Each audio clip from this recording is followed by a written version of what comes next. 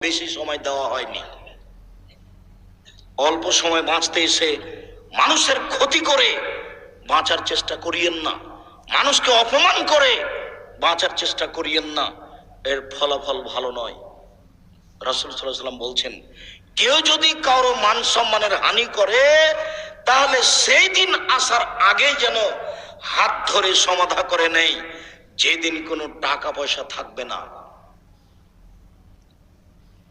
যেহেতু বিচারের মাঠে হাত ধরে ক্ষমাও হবে না, যেহেতু বিচারের মাঠে টাকা পয়সা দিয়ে বাঁচাও যাবে না, সেই দিন তখন নেকি দিয়ে বাঁচতে হবে।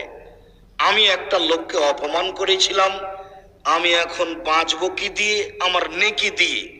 আমার নেকি দিতে দিতে যখন শেষ হয়ে যাবে তখন আমি যাব জাহান্নামে, ও যাবে জান্নাতে। এটা হলো বিচারের মাঠে বিচারের